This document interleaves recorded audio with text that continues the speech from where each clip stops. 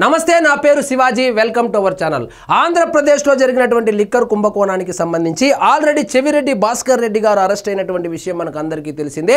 ఆయన number A38, A39గా వాళ్ళ కుమారుడైనటువంటి మోహిత్ రెడ్డి గారి పేరు కూడా ఉండడంతో వాళ్ళ ఇంట్లో సోదాలు నిర్వహించారు. వీళ్ళు ఏం చేశారంటే బ్లాక్ మనీని వైట్ మనీ చేసుకునేటువంటి ప్రాసెస్లో భాగంగా 100 ఎకరాలు కొనుగోలు చేశారు.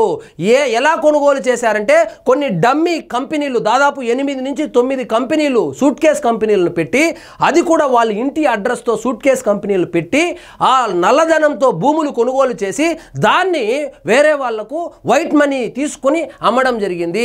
ఈ ప్రాసెస్లో భాగంగా A39గా ఉన్నటువంటి మోహిత్ రెడ్డి గారి ఇంటి మీద కూడా సోదాలు చేశారు. 50కి పైగా ప్రశ్నలు అడిగితే ఇంక తెలిసిందే కదా, ఏం చెప్తారు, నాకు తెలియదనే చెప్తారు. 50కి పైగా ప్రశ్నలు సంధించిన సిట్ చెవిరెడ్డి నివాసంలో కొనసాగుతున్న సోదాలు. మద్యం కుంభకోణం కేసులో మాజీ ఎమ్మెల్యే చెవిరెడ్డి భాస్కర్ రెడ్డి నివాసంలో ఆయన కుమారుడు మోహిత్ రెడ్డిని కుటుంబ సభ్యులను సిట్ అధికారులు ప్రశ్నించారు. ఇక్కడ ఇంకొక విషయం చెప్పాలి. చెవిరెడ్డి భాస్కర్ రెడ్డి గారు క్రిస్మస్ వచ్చిందనుకోండి, ప్రతి ఇంటికి చంద్రగిరి నియోజకవర్గంలో కేజీ మటను, కేజీ చికెను, ఒక లేడీస్ అయితే చీర జాకెట్, మగవాళ్ళు అయితే ప్యాంటు షర్టు పంపించేవాడు.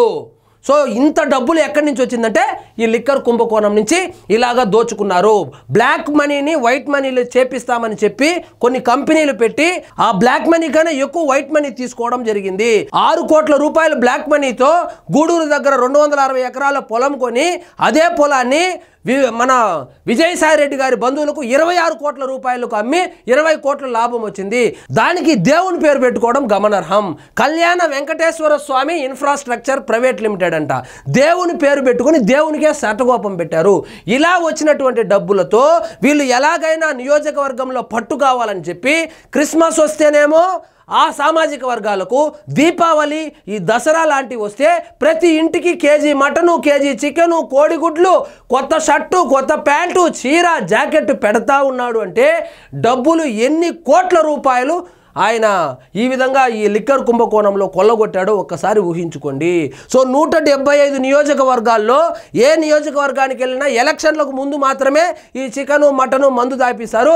చంద్రగిరి నియోజకవర్గంలో మాత్రము ఏ పండగ వచ్చినా ప్రతి ఇంటికి ఎవరికైనా ఓటేసుకొని చెవిరెడ్డి భాస్కర్ రెడ్డి అయితే కనుక కేజీ మటను, చికెను అన్నీ పంపిస్తాడు. ఎలా పంపిస్తాడంటే ఇలాగా పంపిస్తాడు. ఒకటే ఇంటి అడ్రస్తో దాదాపు 8 కంపెనీలు పెట్టుకొని బ్లాక్ మనీని వైట్ మనీ చేసుకుంటూ ఆ వైట్ మనీని అంతిమ లబ్ధిదారుడికి పంపిస్తూ మధ్యలో వచ్చేటువంటి కమిషన్లతో రియల్ ఎస్టేట్ వ్యాపారాలు, ఈ విధంగా రాజకీయాలు చేసుకుంటా ఉన్నాడు. దురాశకు పోయాడు. ఆయన చంద్రగిరి ఎమ్మెల్యేగా ఉండగా కొడుకుకి ఎమ్మెల్యే టికెట్ ఇప్పించుకొని ఈయన ఎంపీగా వెళ్ళి ఢిల్లీలో చక్రం తిప్పుదామని చెప్పి వెళ్తే చంద్రగిరి పోయింది, ఒంగోలు పోయింది. సో ఇక్కడ చూడండి, మద్యం కుంభకోణంలో మాజీ MLA Chevireddy Bhaskar Reddy A38, Mohit Reddy A39 నిందితులుగా ఉన్నారు.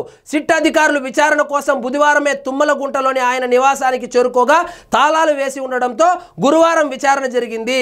భాస్కర్ రెడ్డి భార్య లక్ష్మి, కుమారుడు మోహిత్ రెడ్డిల నుంచి 52 వరకు ప్రశ్నలకు సమాధానం రాబట్టినట్లు తెలిసింది. అదేవిధంగా కోట్ల రూపాయలు విలువ చేసే భూములకు సంబంధించినటువంటి డాక్యుమెంట్స్ కావచ్చు, కంప్యూటర్లు, సెల్ ఫోన్లు, ఈ ల్యాప్టాప్లు ఇవన్నీ స్వాధీనం చేసుకున్నారు. సో మొత్తానికి చెవిరెడ్డి కొడుకు కూడా అరెస్టు కాబోతున్నాడు ఈ లిక్కర్ కుంభకోణానికి సంబంధించి.